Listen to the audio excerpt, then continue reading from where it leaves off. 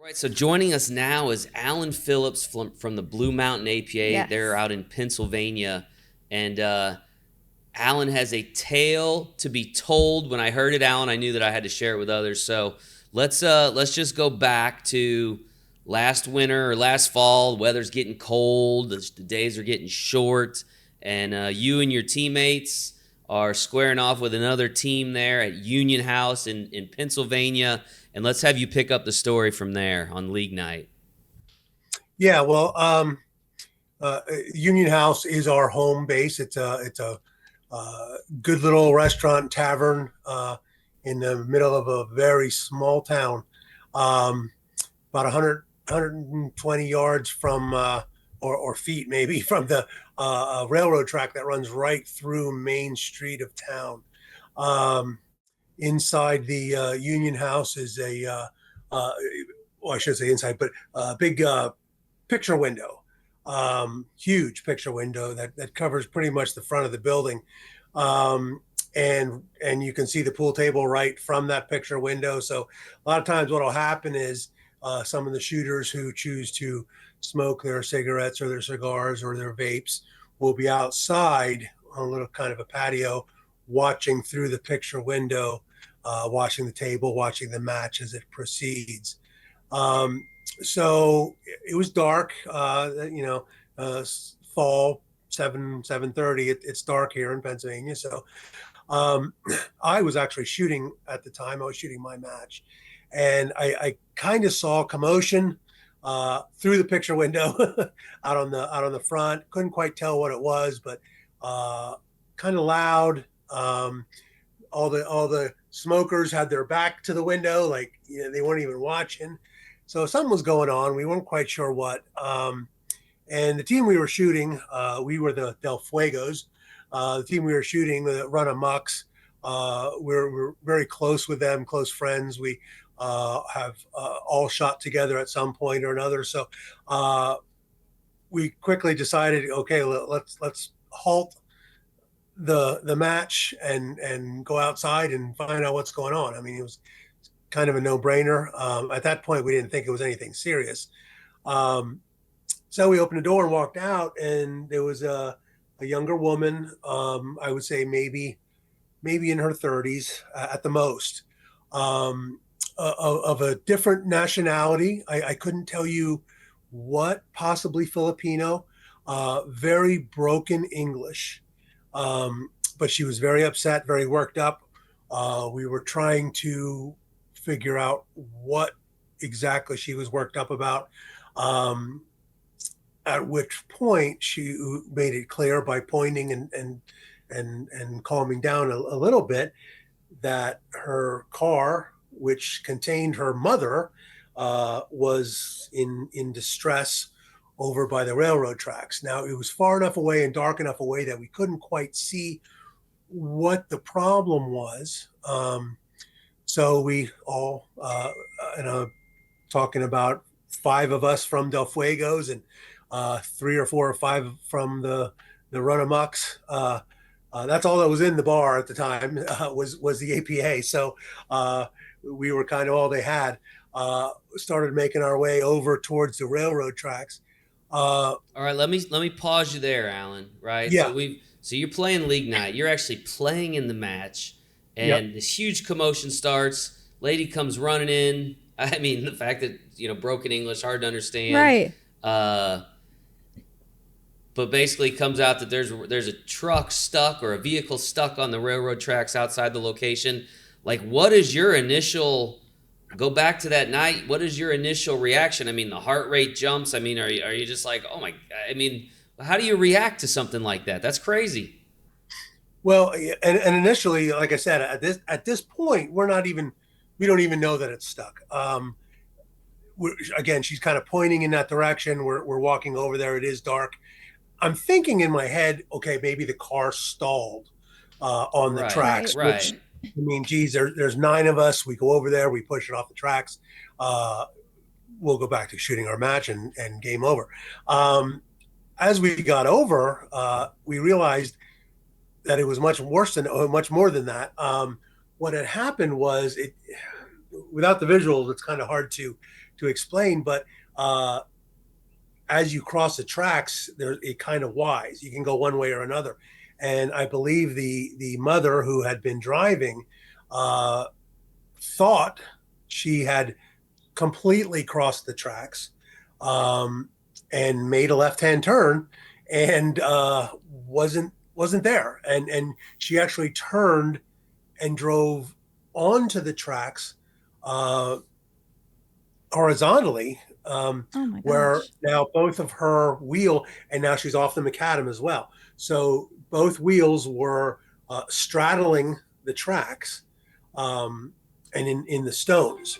So Yeah, when we so the got there, so the we railroad realized, tracks like wedged in between the two wheels on the Right. inside, right? correct, She correct. makes a She was Wow. turn like actually she's on the road, and she's got these railroad ties stuck underneath her vehicle, holding her correct. in She's actually place. facing the way the train would be coming or going. Wow. And let Wow. me ask you this before you pick up the story, because you play out of this place all the time. How often do trains come and go? I mean, you probably recognize from being there Um, so often. yeah, not only do we play there a lot, I was born and raised about 2 blocks up the street. So I can tell you, it's probably good every 20, 25 minutes there's a train Wow. coming through. Okay, Oh, so the wow. clock's ticking. Then you know the clock's ticking. Correct, correct. So, and that's what, once we saw the situation, that then it kind of kicked us all into high gear. Um, at first we thought, well, maybe we can just push her back up onto the macadam. Again, it was a bunch of us, so we didn't think this was, we're all kind of big guys, and we didn't think this would be much of a big deal. But it turned out, as she was trying to get herself out, before we even got there, her tires were spinning and spinning and spinning, and actually had dug into the stone.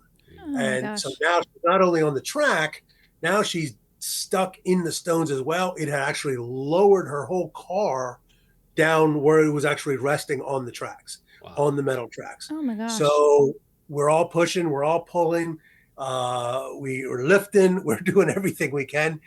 This mother is kind of freaking out, I'm of sure. course. Yeah. Uh, we even had some difficulty getting her out of the car because she was so panicked. Oh, Finally, we got her out, and at least, of course, at least then she would be safe if a Right. Get train came. her out of there. So we got her out. Finally, we kind of got her and the daughter away, and we were pushing and pulling and trying to do every little thing. We were standing on the car to try to give it some extra weight for the traction, and it was kind of getting a little more dire as we went. Um, so the one gentleman from the other team, Ron Amox, he said, "Well, I'm just going to go get my truck. I have a tow rope. We'll go do that." We're like, dude, you got to fly, because we're talking probably minutes now until a train comes. So he did. I mean, he sprinted over to a parking lot about another 150 feet away where he was parked, got his truck, big diesel, uh, drove over, parked himself right on the tracks. wow. So he's Oh now my putting Had his gosh. own had to. vehicle on the railroad tracks to try to get this Correct. other vehicle out. Holy Yep. cow. Yep. Okay. That's what was, so he parked himself there. So now we have two vehicles on the tracks. Um, we got the tow rope under, the one gentleman that shoots for me. His name's Jordan Stites, real good guy. He's like, well, we got to get up underneath this car, but we couldn't even do that. And he's a little skinny guy. Couldn't even do that because of how low it had sank. So we got about six guys on one side of the car and just pushed up. So it was actually on the driver's, I'm sorry, on the passenger's side wheel, front and back. We had actually lifted the car so he could squirm under there while we're holding the car up, Wow. so he could get it hooked onto the frame, um, which at that point he was able to do. And what's this Um, guy's name that crawls under there? Jordan Stites is his name. Jordan Stites. Wow. Yeah, Okay. yeah, good guy. Kind of put himself at some extra risk I there, would say. Yeah. trusting all of us who had uh, all had a few beers in us too at the Wow. time. To be Right. Yeah. honest, it was league night, So, Pure but anyway, adrenaline at that point. absolutely. So, yeah, so he got under there. We got it hooked to the frame.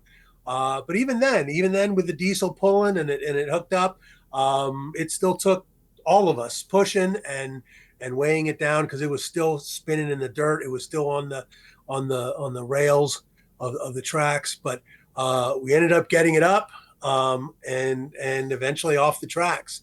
Um, I think the car had a little bit of undercarriage. Uh, I don't want to say damage, but I'm sure it's a little scratched up, if maybe Yeah. nothing wasn't. else. Yeah, I but mean, people were just thrilled, and mother was still crying. So they daughter got her in the car. Daughter drove, and they got her out of there. So with that, we kind of all gave each other a high five, walked back to the Union House and got a drink and resumed our match. But it was like the whole time we were talking, wow, I can't believe a train didn't come. It seemed like we were there for an hour. We were probably there for all of 10 minutes, but Yeah, I'm sure. it seemed like and we no sooner got in there and we heard the sirens go, and not the sirens, but the horn go, and here comes the train. So Wow. we were all just kind of a little shook up then ourselves as well, but also in a joyous mood because we were able to help, and we got out of there in time. So all in all, it was I kind of even didn't think about it for a little while before we were at Tri-Cups, and Alex and Walter were there, and I heard Walter telling a story about one of the other APA teams did something pretty neat, and I was like, you know what, I might be able to top that, Walter. So I sent him and Alex my little note there, just to recognize the APA and how good we all are. So Man, what an incredible story. And I'm guessing that those first drinks, once you guys got back in the Union House, were quite cold and quite good, I'm sure. I mean, yeah, I can't yeah. imagine the adrenaline that was pumping. Who won the match? Who wins the match that night? No, I couldn't even tell you. It didn't even matter. It didn't even matter. Yeah, But what a story. And did you ever see the daughter or that's what mother I was again I, gonna after that? ask. none That's of what I us was gonna have. We ask. don't know if they were just passing through town. I don't live in that town anymore. I grew up there, but I'm there often. My mother lives there, but a lot of people do. And like I said, we're a small town, a very small town, Mm. and nobody that was there had recognized the mother daughter. So again, it could have been just passing through for all we knew, and that's a good chance because anybody who lives in that town knows how the tracks are laid out. Probably wouldn't have made that turn too soon. Right. Right.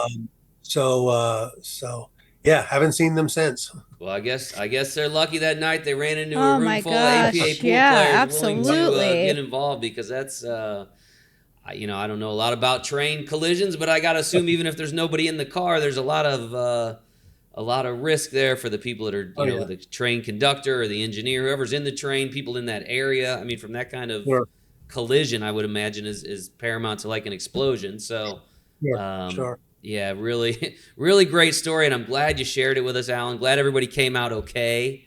In this Yep. day and age, man, we need good stories like this. So I'm glad you decided to share it, and appreciate you sharing it with us. And keep doing good stuff up there in Pennsylvania. Hopefully, this Yep. one gets paid forward, and somewhere along the line, somebody's helping you out too. So we appreciate Yep. your time, Alan, and sharing your story. Thanks, buddy. Thanks, Alan. Thank you. All right. Take care.